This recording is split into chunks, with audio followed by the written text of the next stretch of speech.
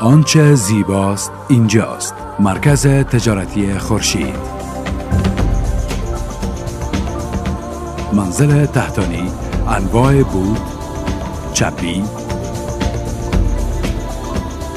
و کرمچ از مشهورترین برندهای جهان. منزل اول و دوم، انواع سرتختی، روجایی، کمپل، دوشک و بالشت از مشهورترین کمپانی‌های جهان. منزل سوم و چهارم، انواع لباس‌های زنانه، مردانه و طفلانه از مشهورترین برندهای جهان.